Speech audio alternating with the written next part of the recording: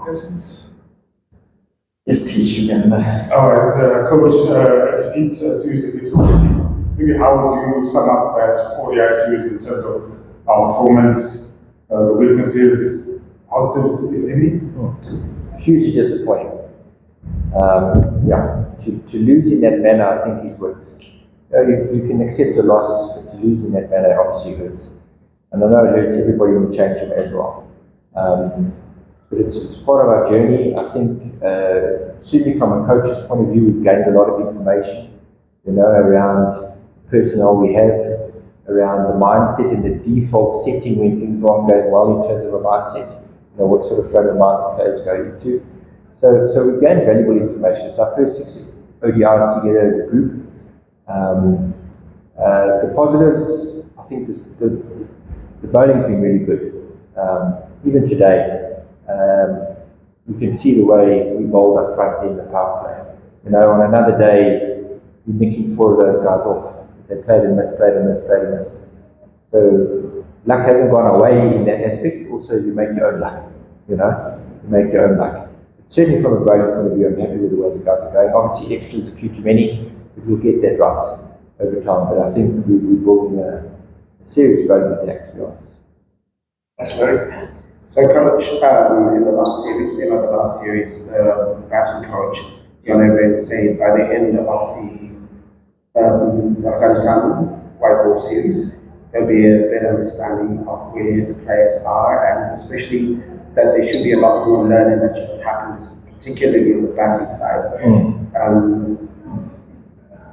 All the ODIs that we played, not been able to bat 50 overs, which you should expect from the minimums. The fans will ask is, when does it come right? Because quite right, as fans, 54 all out, not acceptable, 126, 227 today. When does it come right and not fans having to live in the future that something's coming? Well, hopefully tomorrow. So the reality is, I went and had a look. In the last 38 innings against Test playing nations, ODIs, right, against Test nations, we've been bowled out 25 times. In the last 38 innings against Test nations, we've been bowled out 25 times. So this isn't just now. It's obviously been happening. Like I say, I think we've gained really valuable information over the last 6 games, ODI games. And we've got to turn it around as soon as possible. We can't keep making the same mistakes. We can't keep sliding to that default setting in terms of a mindset. We've got to be brave in backing game plans that are going to give you a chance, and not going into that defensive, tentative mode. It's about scoring runs, at the end of the day. And you can see when the guys who have been most successful out there are the guys who have been the bravest in backing their game plan. Now, by brave, I don't mean reckless. Brave, you've got a game plan that is going to give you your best chance for success. Back that game plan. Where we haven't backed that game plan. We almost go back into that, like I say, tentative survival mode. And as soon as you're looking to survive against bowling attacks like this, bowling attacks like Pakistan, Australia, whoever it may be, you're going to come undone. And you're going to get bowled out. So that's one of the big pushes that we've got to obviously get right. It starts with that mindset. But to answer your question, we've got to get it right as soon as possible. Because there is no excuse. 50 all out, there's no excuse. It's embarrassing. So we've got to find a way, and we've got to find a way soon. Coach, you talked of ways of going about affecting bowling, everything combined. Right now, we're heading to 2 Test matches, and the betting is where something has improved for quite a long. So, what is it that you, as a coach, with the information you've gathered, that you're going to change? Because fans need to know that we're paying whatever they're paying to come and watch a Test match for 4 days, than to come and watch a Test match for 2 days. So, what is it that you're going to change from the coaching side, so that we can have, some improvements visible during the Test series? So obviously that turnaround is really quick. We're going to have sort of 2-3 days max prep. So 2 proper days prep, and then obviously the day before the game, which is Christmas. So the turnaround is really, really small. But we've got to obviously maximize that time that we have. We've got to work on upskilling in certain areas that we know are going to be important. So there'll be a big emphasis on the upskilling part of what we're going to be facing in Bulawayo. And then trying to create a clarity, and I think this is the important part, a clarity around the game plan, all right? And then again, like I basically just said, reinforcing the bravery around that, you know? It ultimately comes down to that. But one, upskilling in terms of a game plan that we know is going to be successful, creating that clarity around that game plan, and then backing that game plan. Yes, yeah. We had into a test match, right? The audience long. And from the list of players that you have quite a number of debutants playing in the line. Is that a caution goal that the youngsters going to carry the team? Or what message is there behind the number of debutants that are on the team sheet? Yeah, look, I mean, ultimately it's guys that we feel have the skill set to be successful at international cricket. So we're trying to identify skill sets, attributes that will be successful. So we, just as an example, we'd say Newman, right? So he's got an extra little bit of pace, he's got a left, obviously the angle of the left arm seamer, he gets the ball to come back to the right-hander, away from the left-hander, he's aggressive, you know, he has the potential with the bat. So those are attributes that we identify that can be successful, you know. It's the same within let's say, Nyasha, the keeper. You know, he's come in, he's made runs in Kwekwe where he's obviously been turning quite a bit. He's shown us at practice his skill set against spin. You know, so he's got a skill set that we think can be successful. Ultimately, whether they play, you know, we don't know yet. But again, like I say, it's identifying the attributes that we feel are going to be successful. Yeah. Can we have the last two? Okay, Brian will teach. And then last. Sorry, I'm late, but I just want to follow up on what you said in the way that after the Afghan series problem, then we can start judging the team in terms of the progress of where you guys are and where you think you need to make adjustments. Maybe what can you say about now that it's not even where everyone would want to be?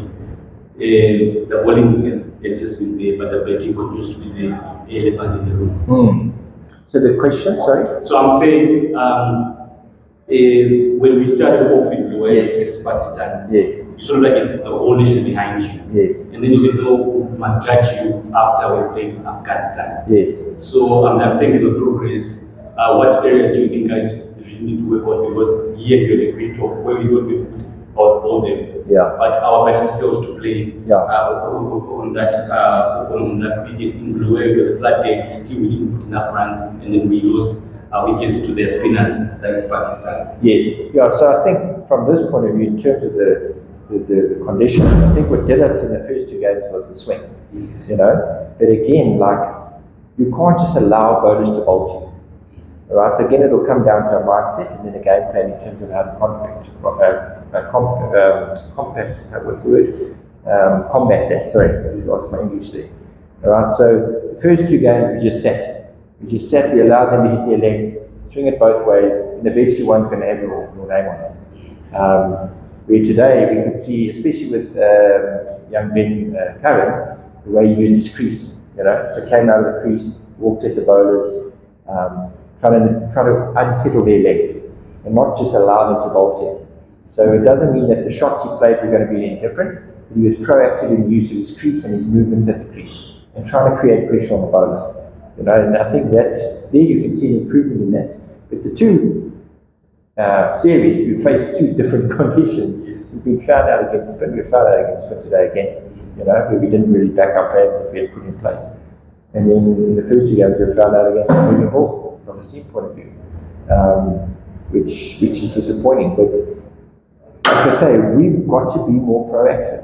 You know, batting is about scoring runs. You're going to lose your wicket, right? It's going to happen. There's a guarantee in batting it's that you're going to get out at some stage. You know, if you look at the very best in the world, compare the percentages of getting out to being not out. You know what I mean? It's a matter that you're going to get out. What are you doing before you get out? What are you doing to get runs on the board? Because that's your job. You've got to find a way. How are you going to put pressure back on the bowler? How are you going to force him to change his plans? And that's where we've got to really get better. We've got to get better. Yeah. Right, teach the Larry. Coach, you mentioned mindset quite a bit, especially when it comes to batting. But maybe we want to find out from working with the team, do you think, or maybe from a technical perspective, even from a skill perspective, were players were good enough, especially in the batting side? So you're saying technically we were good enough? No, I'm asking to you, from working with them, do you think they're technically good enough? Do they have the necessary skills to be playing international cricket? Because you've highlighted mindset. I'm saying, are you happy with them technically? Is this a mindset thing? Or? Yeah, I think we've still got to upskill. There's no doubt about it. Like our skill level wasn't up to par. We weren't able to match our skill against theirs. That's the bottom line as well. So we have to upskill. We have to pay more attention to technique, without a doubt. So there are technical areas that need improving. It is difficult in series where it's like back-to-back series with sort of no break in between, maybe 2 days, and then you play every second day. But we've still got to find a way to make sure we're touching base on those technical areas, because there are technical areas that need attention. And like I say, there is an upskilling that needs to take place, without a doubt. But then, again, you have to have the mindset to sort of put that into place. Yeah. Finally, final question, and I think it touches on very much to say it, because there's going to be back-to-back tours that are happening at the moment. Other than time, do you feel you have all the resources you need to be able to achieve the objectives you are putting together? Yeah, so resources is in? But other than time, the players are still going to have to have skills from somewhere, and of course there's domestic that's coming in, but you still need a lot of those players. So how is it that you get about it in terms of, I positive validation of all the seasons that are coming in, and the players are going into circumstances where they're able to run on the job roles? Yeah, sorry Larry, I'm struggling to understand the question. So the question is, do you have all the resources necessary to be able to upskill the players, given the little time period that you have? So time aside, so because after this time, there's all those tours that are happening. Yeah. So resources basically as in, the time to prepare. Is that what you're saying? Time and anything else, what will help you get there? Okay. Yeah, look, I mean, obviously, like we say, the time is difficult, but there's no excuses. You can't make excuses. That's international cricket at the end of the day, These guys have been this is an itinerary which is brilliant for them. It's unbelievable, all right? We've played India. They've won the World Cup. We played Pakistan. We played Afghanistan. We were T20 semi-finals. Proper side. We proper white ball team. We go into Bangladesh away. Huge challenge. Ireland at home, after we've not played Test cricket for a long time, is also, away when we went there for the Test, it's also a massive challenge in those conditions. Then we go to England for a Test match. In South Africa, come here for Test cricket and a tri-series against New Zealand, then New Zealand Test cricket, then Sri Lanka. So the itinerary is that of top sort of 4 nation, which is brilliant. So the learning that these guys will take place now, even if there's failure, there's massive failure, we understand that. But the learning, we can't just throw away. That learning will come to the fore down the line. Like we said, hopefully sooner than later. But there is massive learning to be taken from experiences like this. It's also, if it doesn't break you, and it might break 1 or 2, right? But if it doesn't break you, it's going to make you stronger. So they're going to come out of this better for it. In terms of, do we have the resources? Well, you've got to make a plan. If there's no time, there's no time. You've got to find a way. If we've got 2 days before a test match, we've got to use those 2 days as best we can and fully utilize the time that we have available. Fully utilize the expertise in the room that we have available. And we've got to keep encouraging players to share and create a learning environment at the end of the day. We need to create a learning environment where that learning is just I don't know what's the word. Correct. Yeah, exactly. That's so important. I think that is one of the biggest things there. Yeah, I hope that answers it. Yeah, but we've got to find a way. There's no excuse. We can't make excuses at the end of the day. We're here to win games of cricket. That's what we're here to do. And we've let the fans down. We've let ourselves down. You know, we have. I'm hurting because I see those guys on the stands there, and it kills me that we let them down. So we have to find a way. And I do believe we will. I really do. Yeah. Thank you, Coach. Yeah, thank you.